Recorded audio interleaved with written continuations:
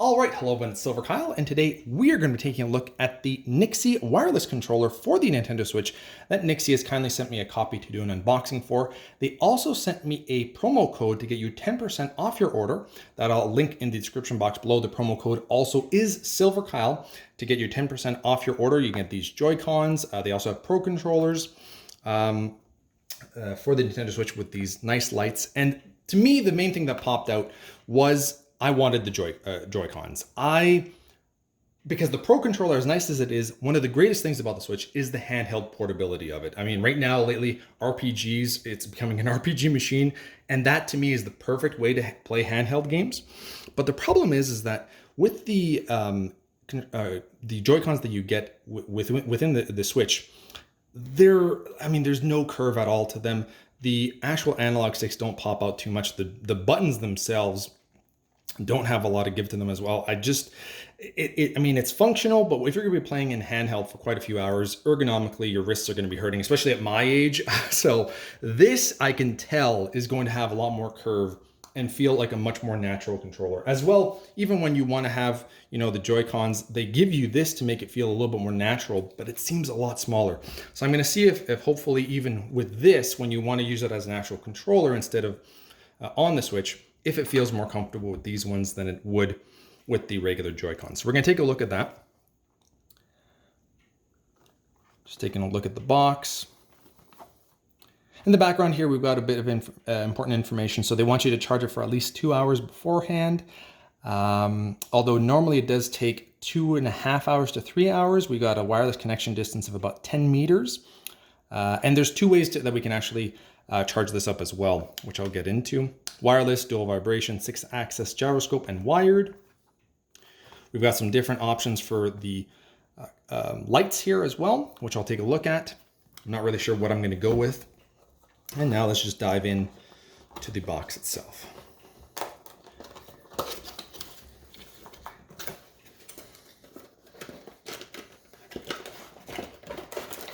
Okay, so let's see what we've got included in here.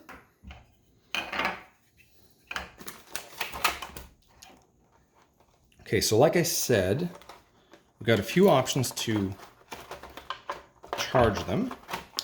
And that would be, you can either have it docked into the Switch, and that will charge it like the normal Joy-Cons, but you can also use this USB-C, I believe, to charge them individually as well. So if you have two of these, you can charge them both at the same time or just one at a time. If you just have this one, I feel like a lot of people have these now. So first of all, they're extremely light. I'm actually surprised at how light they are. But this already feels so much better. Oh, that's a major difference. They were so much slimmer. These feel like actual buttons. The analog stick pops out a lot more. Let's just take out one of the Joy-Cons from the Switch. Look at that. Massive difference. You can even see with the analog sticks. Let's go right there. Pops out a lot more. You can see that the actual buttons pop out a lot more too. They have this textured for the handheld grip that just so many things here that I'm really liking already right off the bat. They're about the same. Yeah, I can't tell which one's heavier. They're very, very similar. I'm actually surprised at that. All right, so we've taken off the Joy-Cons. Let's try them on. They're lighting up already. Good sign, I like that. Let's turn it on.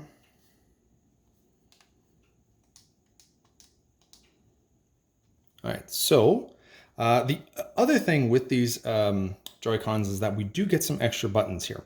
So we have a turbo button, and we also get additional buttons that you can map out. So if you want this to be A or something like that, and the default is that they're nothing. So if you press them by accident, it won't do anything, but you can change them out and make them actually, if you want to be using it for like a specific game and you know that it's a lot better to have these in the background than something over here, you can definitely do that, which is always a nice option. Turbo mode, something like Mario Party, for example, could be a lot of fun if you're, instead of button mashing, you can use that.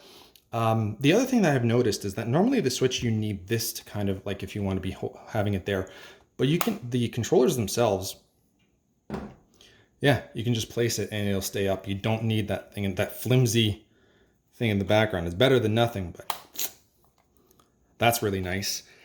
Let's try, now I think that to change the colors, we press the turbo button and press that. There we go. Yep, that worked. So we'll do it again. Let's just cycle through what else. So just a straight color, different colors. That's kind of nice. Purple, multicolor. I like that. That's really cool. And the other thing too is that this one stays as it is. So you can actually have two different colors like I kind of did here, which I really like. That's cool. Very easy to change the colors. I really like that as an option. This feels like way more comfortable already. I like this so much more. Let's try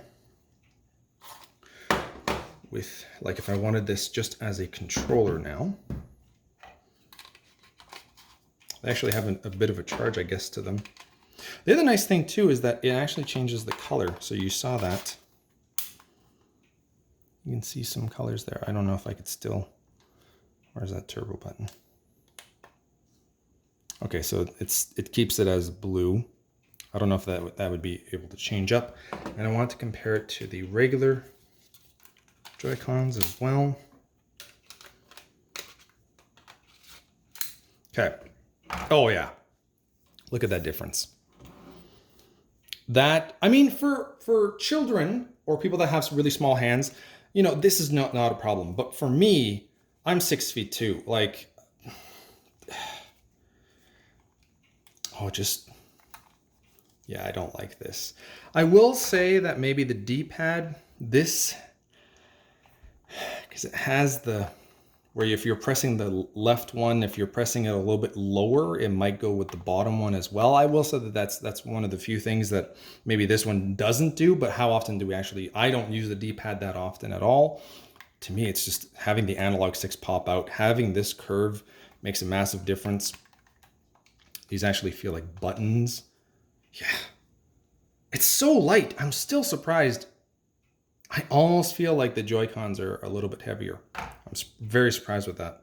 So if you want like something larger, but you feel that it's weighing you down too much, this is, it's way better than the regular Joy-Cons, if that's what you're looking for.